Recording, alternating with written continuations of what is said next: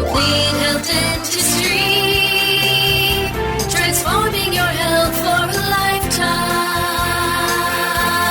Welcome to Complete Health with Dr. Mike Rogers. I'm April, your host.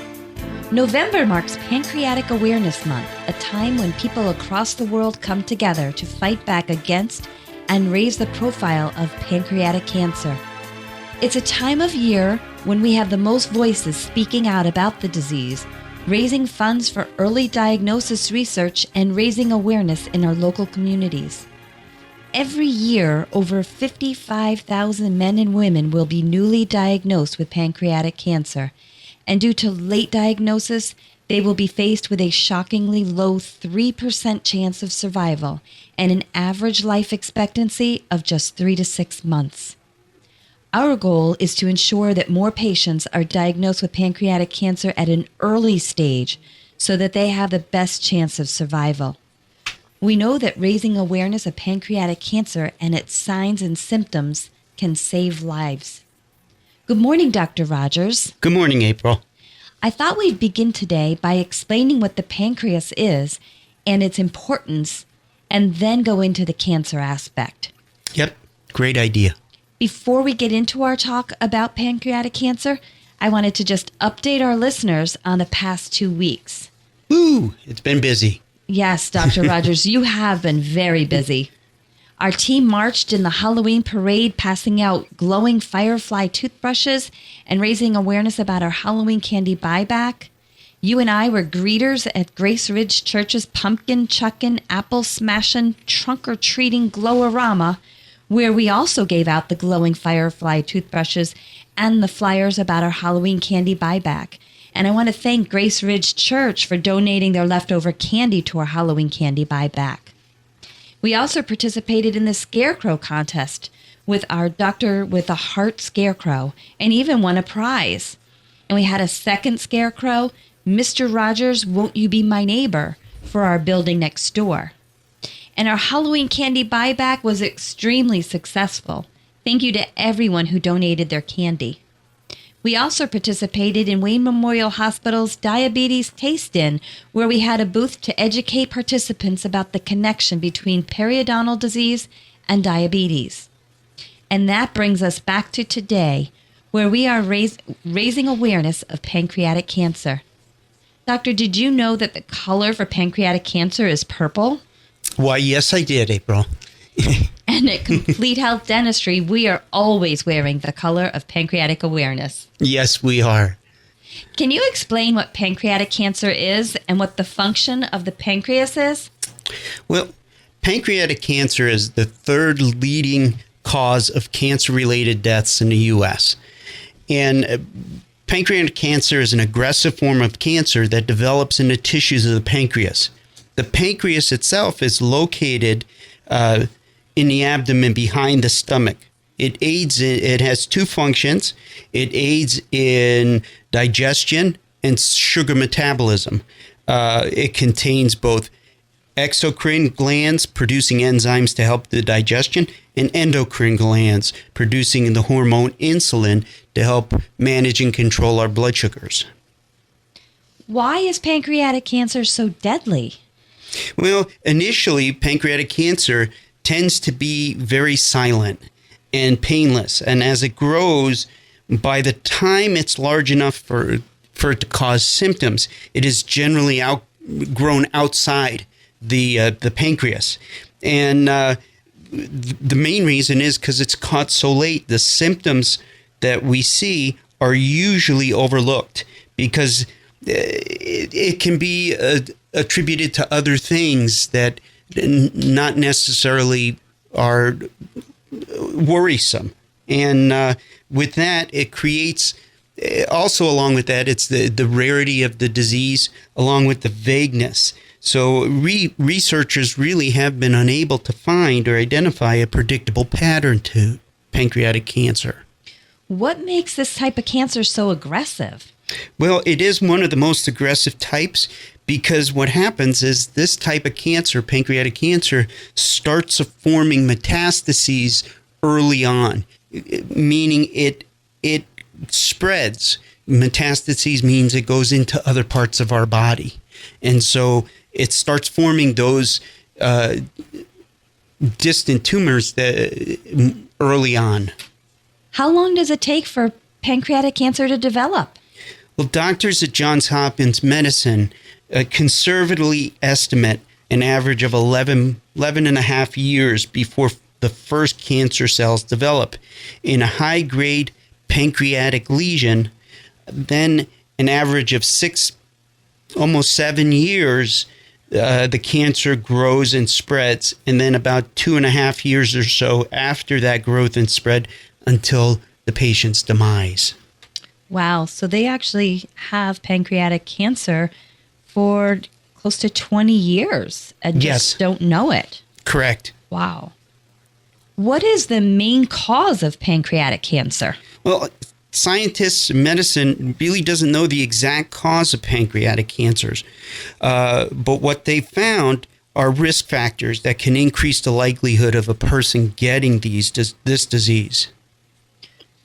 And are there different types of pancreatic cancer? Yes, there are 2 types. One, the exocrine tumors. Most of these are called adenocarcinomas. It's a big word. It's a mouthful. And this type of cancer forms in the pancreatic ducts. And treatment is based on the stage of growth that when it's found. The other type of cancer is endocrine tumors. And these are less common and most often benign. What does benign mean? Well, benign is a non-cancerous growth in the body. It's not malignant, meaning it doesn't spread or invade other parts of the body. Oh, okay.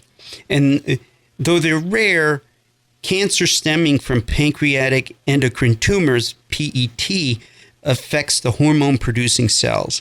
And these tumors are also called islet cell tumors or neuroendocrine tumors. Those are some big words. Yeah, we're going to get some bigger ones in the future here. What are the risk factors for pancreatic cancer? Can you go over that? Sure. There's an average 1.65, almost 1.7 average lifetime risk of developing pancreatic cancer. The American Cancer Society estimates up to 10% may be caused by an inherited DNA issue. So that's something that's not controlled by your lifestyle. Correct. Okay. Correct. The number one thing is smoking. Smoking doubles the risk, and simply put, cigarette smoking is the leading preventable cause of pancreatic cancer. Smoking is responsible for 20 to 30% of pancreatic cancers, and the risk drops almost to normal in people who quit smoking. So it's a great thing to stop smoking, not only for pancreatic cancer, but for everything else. For overall health. Exactly. And we have the Great American Smokeout coming up this week. Yes, so hopefully we have a lot of people that are smoking that are going to participate in that. Yes. Age, 90% of pancreatic cancers are diagnosed in people over 55. Gender, men are 30% more likely to develop pancreatic cancer than women. And other risk factors are alcohol use, your race, physical condition, meaning your inactivity or your obesity, genetics, periodontal disease or gum disease plays a part in this, chronic pancreatitis, in lay terms, inflammation of the pancreas, your diet also plays a big part in developing pancreatic cancer. You are listening to Complete Health with Dr. Mike Rogers. When we come back, we will talk about early warning signs and different signs and symptoms for pancreatic cancer. Stay tuned. Complete Health Dentistry. Hi, this is April from Complete Health Dentistry of NEPA. November is both Diabetes and Pancreatic Cancer Awareness Month. Did you know that the health of your mouth can directly affect the health of your body? Medical studies show that periodontal disease is directly related to both diabetes and pancreatic cancer. And since your pancreas's main function is to aid in digestion and sugar metabolism, all three, periodontal disease, diabetes, and pancreatic cancer, are interrelated. Call to make your appointment today to keep keep you and your gums healthy for a lifetime. 253-5000. If you are looking for a dentist that does more than just a cleaning, looks at the mouth as a gateway to the rest of your body, then Complete Health Dentistry is for you. 253-5000. Complete Health Dentistry. Transforming your health for a lifetime. Welcome back to Complete Health with Dr. Mike Rogers, where we are transforming your health for a lifetime. Dr. Rogers, before the break, we discussed types of pancreatic cancer and their risk factors. Are there any early warning signs of pancreatic cancer? Yes, there are. And they're, as we discussed, they're very subtle. For example, loss of appetite and unintended weight loss can be signs. And if caught early, it can be treated. Pancreatic cancer can be treated. But once again, these signs, because they're so subtle, are usually missed and not found until a more later serious stage. Other signs are jaundice and light-colored or greasy stools. What are other signs and symptoms? Well, as I discussed, jaundice is a sign, but that usually doesn't show up till later, as the disease has already progressed. And how do I know if I have jaundice? Well, jaundice is a yellowing of the skin or yellowing of the whites of the eyes are usually the main symptoms of jaundice. Digestive problems, including abnormal stools, like we discussed, and nausea and vomiting. Other signs and symptoms, just vague pain in the upper abdomen or in your back. Loss of appetite, sudden weight loss, swollen gallbladder, blood clots. Diabetes is a big one that can contribute to pancreatic cancer. And we talked a lot about that last week. Yes, we did. Dark urine, light color or greasy stools, as we mentioned again, malaise or fatigue, and then periodontal problems, such as elevated periodontal problems, gum problems, elevated pathogenic or bad bacteria in our mouth, gum inflammation or gum swelling are signs of periodontal disease, and we'll talk more about that a little bit later in the show. Okay. What are the treatment options for pancreatic cancer? Well, one of the things they look at is what's called interventional radiology, and trained physicians use minimally invasive procedures to diagnose and treat disease. They can use x-rays, CTs, MRIs, and place a catheter inside the body to treat the patients non-surgically. In some instances, it can be an alternative to surgery. Another treatment option is laparoscopic or surgical interventions, which would be like laparoscopic resection, the Whipple procedure. What is that? Well, it's a surgical procedure that's quite significant, where they go in and they remove, it's called a pancreaduodenectomy. That's another big word. Like I said, we're tossing out big words today. And what that is they remove the thickest part of the pancreas, or the head of the pancreas, and then they remove the starting point of the small intestine, the duodenum. So they're removing that. They can also remove the bile ducts and the gallbladder. All of this can be part of that. And then they go back in and they reattach it all to help you function as more normal as possible. A pancreatectomy. Once again, that is surgical procedure to remove the pancreas. So you can take out the whole pancreas? Yes, and I'll go over that in a little bit as well. Robotic surgery for minimally invasive pancreatic surgery, radiation. And there's different types of radiation that they can use. One, external beam radiation, where a machine directs radiation to the cancer within the body. Internal radiation therapy, which is radioactive material is placed in or near the tumor to try and shrink it or eradicate it. Systemic radiation therapy is a radioactive substance is injected or swallowed, traveling through the bloodstream throughout the body, where it destroys the cancer cells. For example, like radioactive iodine. Chemotherapy. a medical oncologist uses a combination of chemotherapeutic medications customized to your individual needs. It can be used alone or in combination with other pancreatic cancer treatments like radiation or surgery. Dr. Rogers, can you tell us what's the survival rate of pancreatic cancer? Well, though pancreatic cancer survival rates are improving, the disease is still considered incurable. According to the American Cancer Society, all stages of pancreatic cancer, the 1-year survival rate is only 20%, and the 5-year survival rate is 7%. Oh, that's staggering. It is. How long does a person live with pancreatic cancer? The average survivor of untreated and late diagnosed pancreatic cancer or advanced pancreatic cancer is about 3.5 to 8 months or a little bit longer. Wow.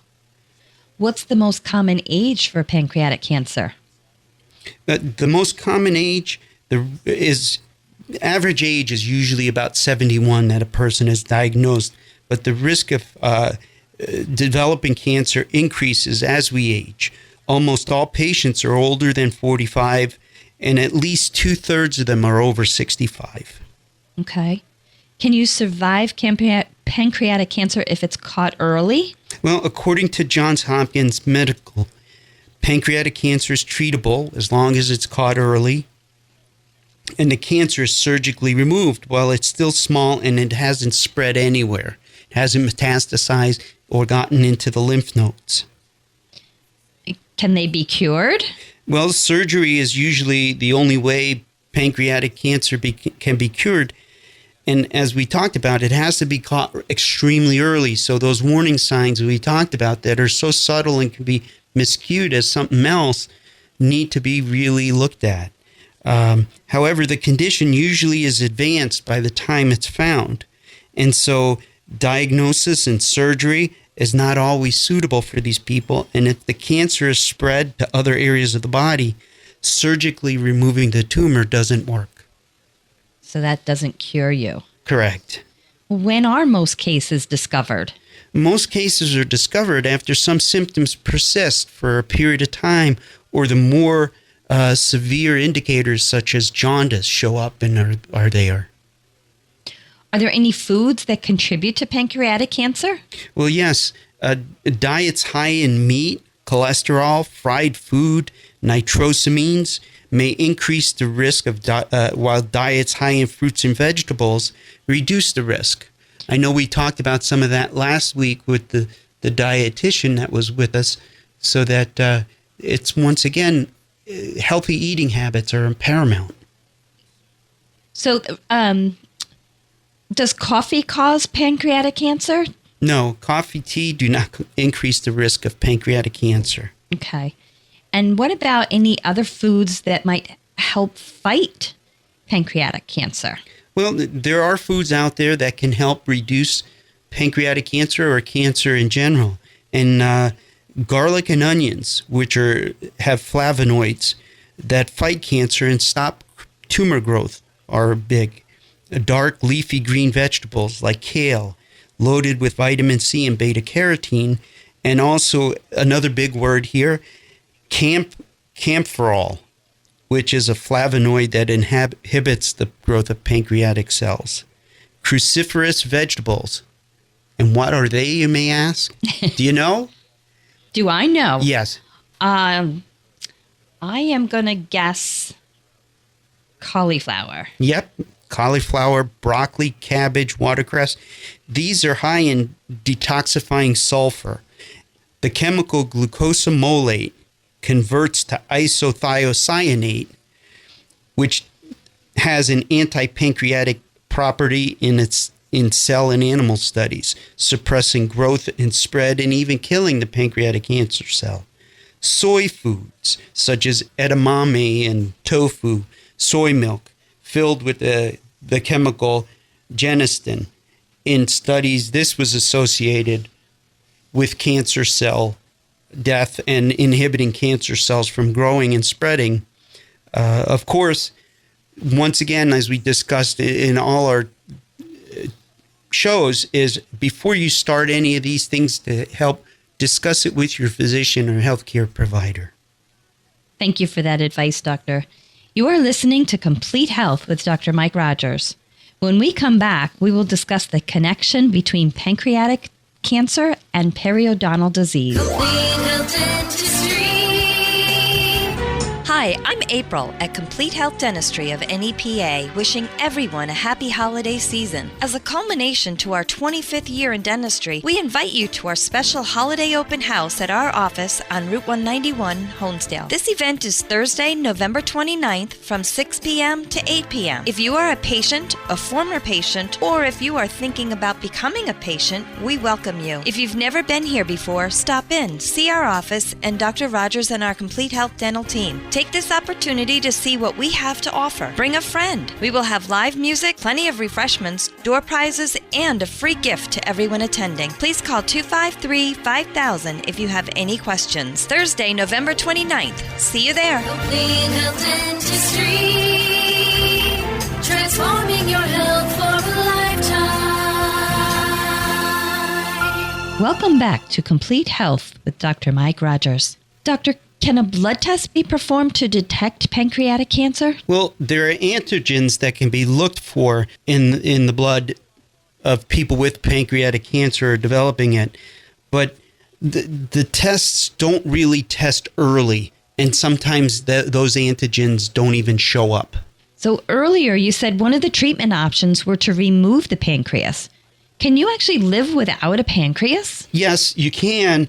And the average survival rate for people without is 7 years. But the thing is, with that, you need to have insulin injections routinely, and then also digestive enzymes administered. And otherwise, a person can't live without it. I didn't realize there's such a connection between last week's topic of diabetes and this week's of the pancreatic cancer. Well, it is, because the diabetes affects the insulin and where the pancreas makes that. And you mentioned earlier in the show that there's a link between pancreatic cancer and gum disease. Can you give us more information on that link? There are many medical studies out there showing a direct link between gum disease or periodontal disease and pancreatic cancer. For example, Harvard Medical School concluded that men diagnosed with gum disease had a 63% higher risk. That's almost 70% risk of developing pancreatic cancer than those without periodontal disease. That's a high percentage. Yes, it is. What are the reasons for that? Well, chronic inflammation is one of the thoughts, or the main thought, of periodontal disease, and it raises the level of systemic, meaning inflammation inside the body or throughout the body. And this promotes the growth of cancer cells. This is evident by inflammatory markers, which are called C-reactive proteins. The higher levels of these pathogenic or bad bacteria and carcinogenic nitrosamines, meaning inflammatory byproducts given off with long-term chronic inflammation, are also symptoms or also causes or contributing factors. Are there specific bacteria associated with pancreatic cancer?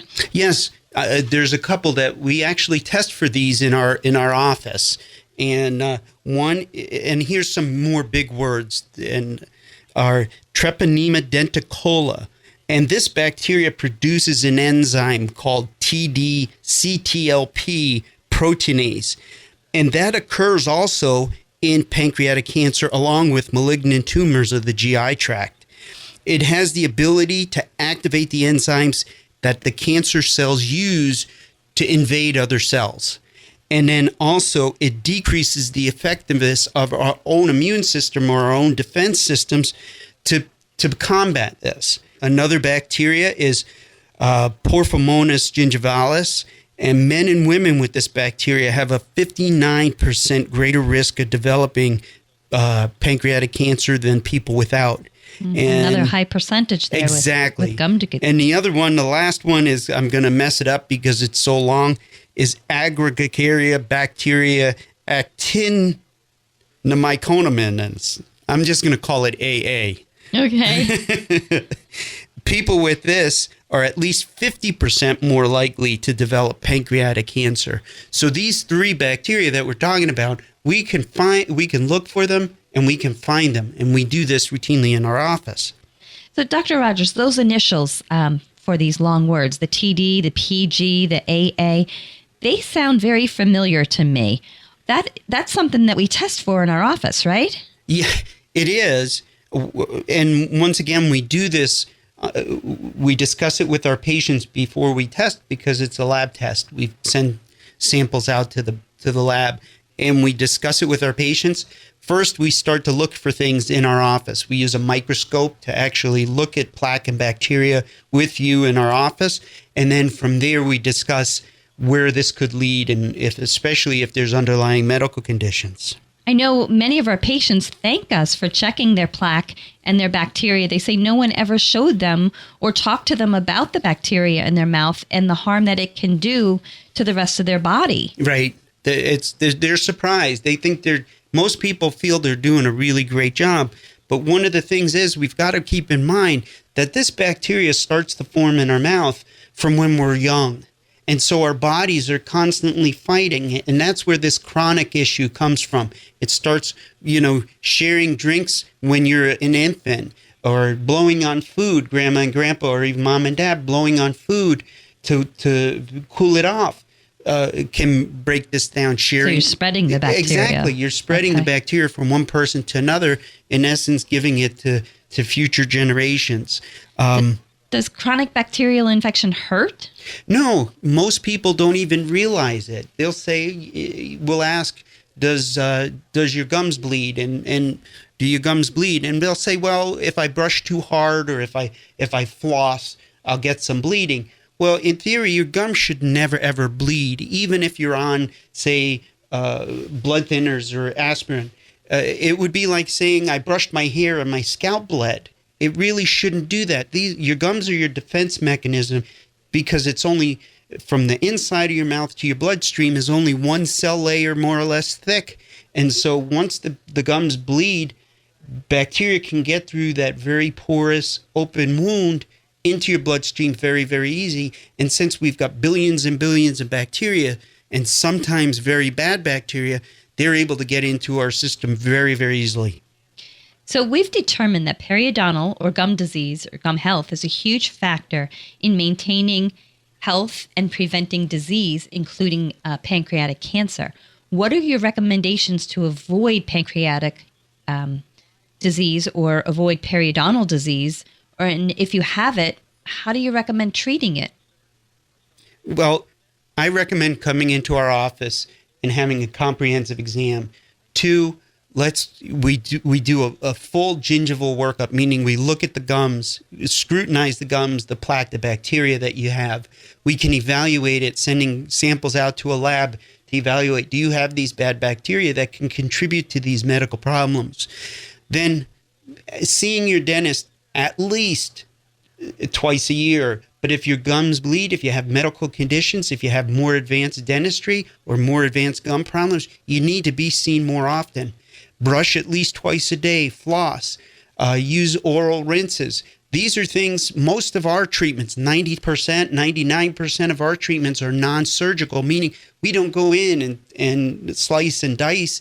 We are able to help you treat this gum disease, treat these bacterial problems without doing surgery. So it's non-invasive. We remove the plaque and bacteria, and we help you maintain the decreased bacteria count inside your mouth, which overall helps you stay healthier. You've been listening to Complete Health with Dr. Mike Rogers, where we are transforming your health for a lifetime. Reduce your risk for pancreatic cancer by making your appointment today. Call 570-253-5000. Also, I want to invite everyone, whether you are an existing patient, have been a patient in the past, or are thinking about becoming a patient, to our holiday open house, where we wrap up our year of celebrating 25 years in dentistry. It will be held on Thursday, November 29th from 6 to 8 p.m. at our office. We will have plenty of refreshments and door prizes. See you there. Complete Health Dentistry.